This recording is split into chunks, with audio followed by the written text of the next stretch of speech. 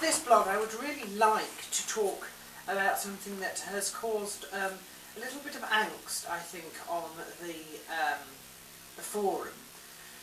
This is my particular views towards a festival that occurred the other day. You know, it's no coincidence that a lot of the Christian festivals have been placed on top of festivals of old religions, particularly paganism. It's also, not surprisingly, that a lot of the Jewish, Christian and pagan festivals all coincide at the same time in the first half of the year, because a lot of them use the lunar calendar for certain festivals, and of course that's sort of, you know, they all notice the changing of the moon at the same time, so, you know, there's some of that. The one pagan festival that I find particularly nasty is what is known as Halloween. Now, Halloween, the word is completely fabricated. It's actually Old English for Hallows E'en, which is the eve of All Hallows. All Hallows is the Christian celebration where we remember the saints that have died, and the fact that we are part of the communion of saints, and that the church is more than just the body of believers that are living. It's also the body of believers that have already departed, and the body of believers that have not yet come into existence. This festival was placed nicely over a rather nasty festival that was celebrated by the pagans during the Roman conquest of England, when they spread Christianity. What they did was they tried to ensure that pagans that were used to celebrating at certain times of the year still could do. And so they just simply changed, you know, they put their festivals at the same time so the pagans could, it would help with them adapting, you know, to Christianity, etc., etc. They could still celebrate at the same time of year. And so All Hallows Eve, which is the evening before All Saints' Day, because on the liturgical calendar, of course, the Christian festivals start the evening before the day of them, if you like, because the days run sundown to sundown and not sort of midnight to midnight. Now, the festival that they replaced was a really old one known as Samhain. Now, Samhain is actually a name. It's the name of some kind of demon that they used to have to appease at the harvest time. You can see that that's still reflected a little bit in the fact that people dress up as, you know, ghosts or witches or ghouls or whatever, and they commit acts of, you know, that some people would not find funny. They call, you know, trick or treat, particularly the tricks. It's not nice. It frightens a lot of old people. Of course, it's dark quite early in the night, so it's difficult if you want to be, you know, travelling around and not annoyed by all the nasty gangs of youths which see this as an excuse to do whatever they want. It is a wicked, horrible festival, and I don't want to have anything to do with it. Of course, it is also a big consumer festival now.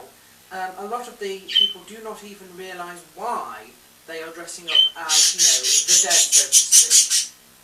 Do you know, this only ever happens when I talk. Jens is completely quiet when I'm quiet. And then as soon as I start to do something like a blog, he just has to say something. Anyway, so where was I? Yes. So I was pointing this out, that, you know, even if people do not understand where this comes from, they are still celebrating it, and it is still, I find, an evil festival. Now, people in the US tell me that they dress up as other things, you know, not just you know, the undead or whatever, but they dress up as all sorts of comic superheroes and, you know, pumpkins and stuff like that. Fair enough, I still wouldn't do it, and I had to express that, and I don't apologise for it, because that is my view, and I'm glad I said it. I don't have an easy conscience about it.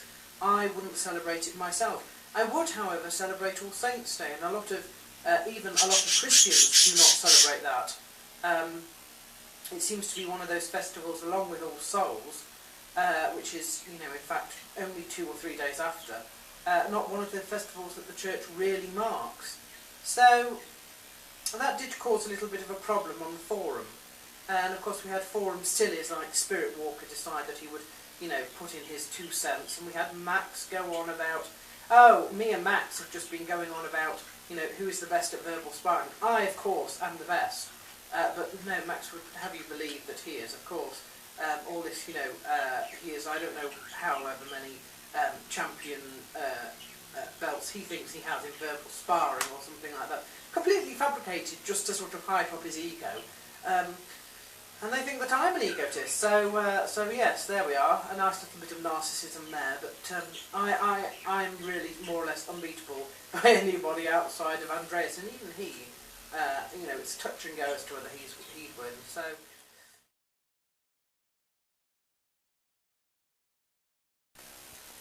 Now I thought you might like to see what I'm showing you here. This is the part of my wall which has become dedicated to the memorabilia collected from the second American Dream States tour. You can see it goes all the way down there. That, incidentally, at the bottom there, that's the flawed map of Richmond, Virginia that got me lost. But anyway, it's all up there on my wall. The space in the middle there is for the wall chart that hangs up there on a little hook, but I've had to remove that for the moment. Of course, if we move across here, this is the memorabilia from the first States tour, plus everything since. So you've got a little bit of Cage Gladiators down in the corner here.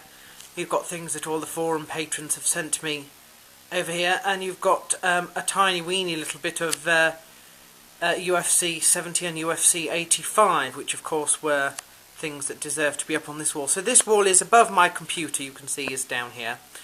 And basically it just extends all the way from the door over there, all the way over to the window.